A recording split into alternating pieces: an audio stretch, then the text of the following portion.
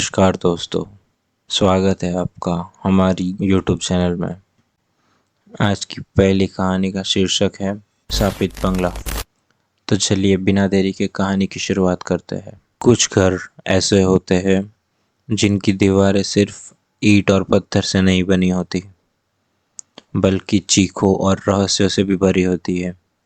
आज जो कहानी मैं आपको सुनाने जा रहा हूँ वो सिर्फ एक बंगले की नहीं, बल्कि उस अंधेरे की है जो वहाँ अब भी सांस ले रहा है। ये बात है 2 साल पुरानी। मैं आकाश एक राइटर हूँ जिन्हें असली घटनाओं पर कहानियाँ लिखने का शौक है। एक दिन मुझे एक कॉल आया, मेरे कॉलेज के सीनियर रोहित का। उन्होंने कहा, भाई एक पुराना बंगला है हमारे गांव में, 30 सालों से कोई नहीं रहता वहाँ। सुना है कि जो भी रुका है अगली सुबह जिंदा नहीं मिला। मेरे लिए इससे बेटर प्लॉट और क्या ही हो सकता था। फिर मैं वहाँ से निकल पड़ा सीधा गांव के लिए। मैं गांव पहुँचा। बंगला गांव से थोड़ा दूर था। सूनी जमीन, टूटी हुई कंटीली बाड़ और एक जंग लगा दरवाज़ा, और उस पर हल्के सफ़ेद रंग से लिखा था, रुकना मना है। मैंने अपनी नोटबुक और कैमरा निकाला और अंदर कदम रखा। अंदर खूब अंधेरा, धूल और मकड़ी के जाले हर तरफ थे। घर के दीवारों पर पुरानी पेंटिंग्स, पर उनमें किसी के चेहरे मिटे हुए थे।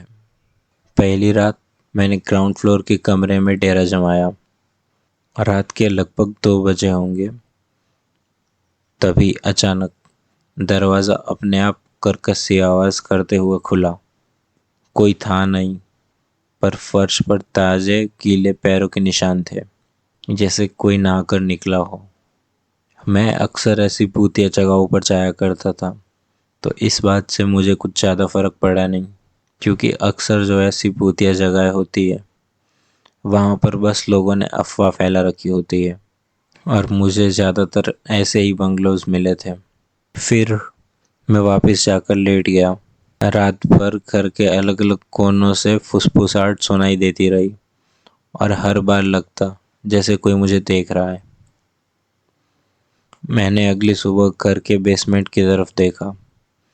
वहाँ लोहे का दरवाज़ा था जिस पर ताले लगे थे, लेकिन उस पर उंगलियों से लिखा था, वो लौट आई है।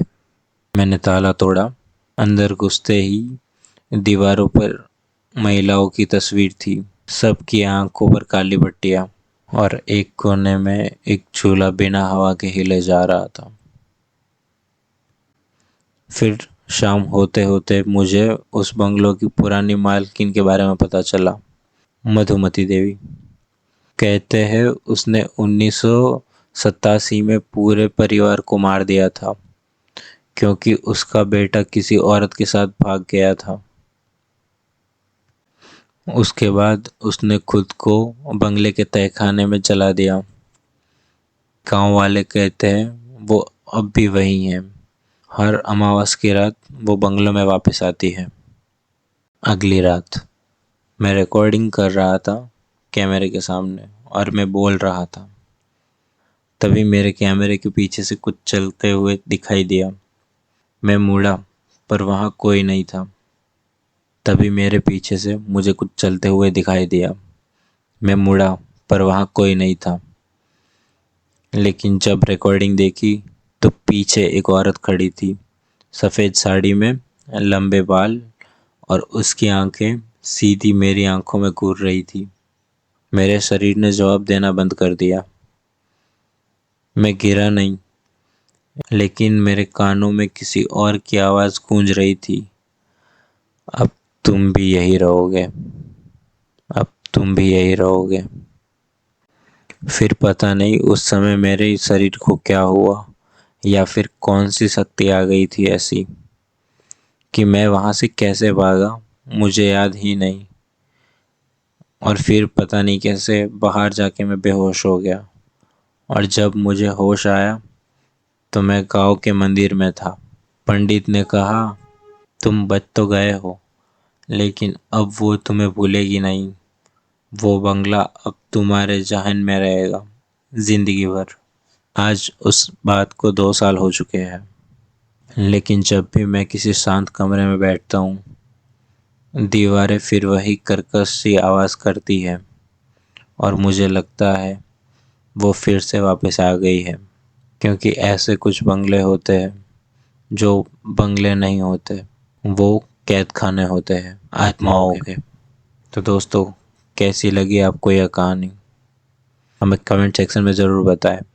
और अगर आपको लगे कि कहानी में कुछ इम्प्रूवमेंट कर सकते हैं तो वो भी हमें कमेंट करके ज़रूर बताएं। धन्यवाद।